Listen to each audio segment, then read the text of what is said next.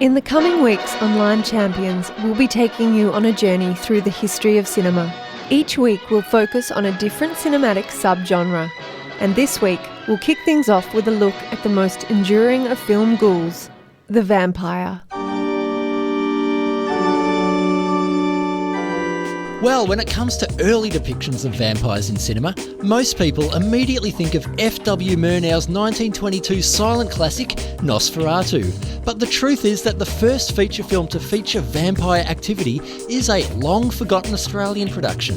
The success of The Story of the Kelly Gang in 1906 was promptly followed by a string of sequels: Return of the Kelly Gang, The Kelly Gang Voyage to the Moon, and Son of the Kelly Gang, Totally Lawless.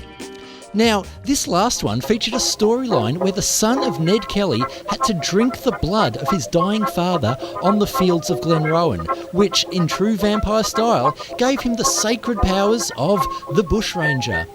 In no time, he's donned Ned's armour and has travelled to the squalor of London's East End, where he teams up with Sherlock Holmes on the trail of the devious nemesis, Moriarty.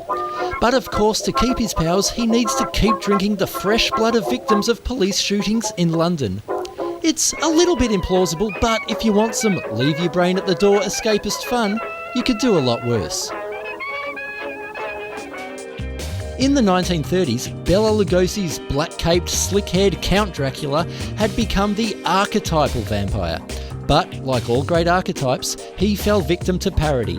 Over the following couple of decades, he appeared in such films as Abbott and Costello Meet Dracula, Hitler and Mussolini Meet Dracula, Blood of the Marx Brothers, The Count's Bicycle Follies, Fangs of Francis the Talking Mule, The Evil Deeds of Dr. Changpire, The Oriental Vampire. There was also the Wizard of Oz spin-off, Vamp Women of Munchkinland, and the American-Australian co-production, Dracula, On Our Selection, where the Count travels down under to drink the blood of Aborigines with his long-lost Australian cousin, Tom Dracula, played by none other than Chips Rafferty. I say, Drac, those Navy girls sure tasted good. Don't you agree? Ha ha ha ha! By the late 1940s, the Count had managed to regain some of his dark menace in the film noir classic, The Long Good Suck. You know how to blow, don't you, Harry? You just put your lips together and suck. In the 1950s and 60s, the vampire film was a staple of the drive-in. While mostly schlocky and cheaply produced, there are a few gems from this era that assisted the evolution of vampire mythology.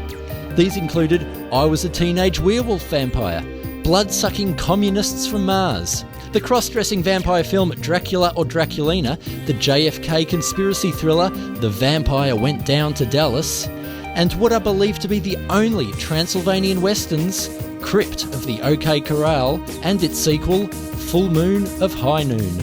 We'll have it your way then, you blood-sucking varmint. Meet me in the main strip outside the saloon tomorrow at high noon. Noon? Yeah, that doesn't really work for me. Can we make it nighttime? Days ain't really good for me right now. I guess you could say it's bad for my skin.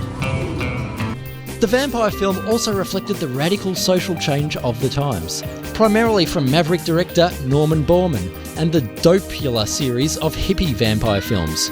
Dopula, Dopula 2 The Come Down, Dopula and the Feds, and of course, Dopula and Kokenstein, back in business.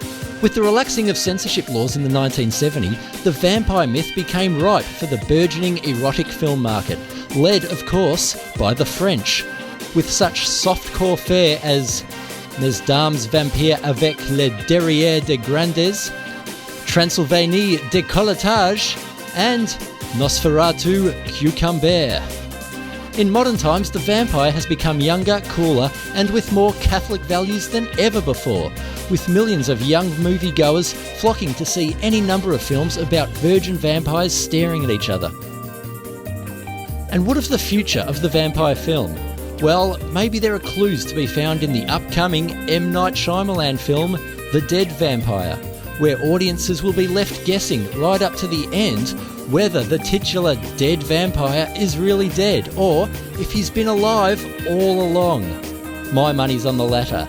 Thanks for listening.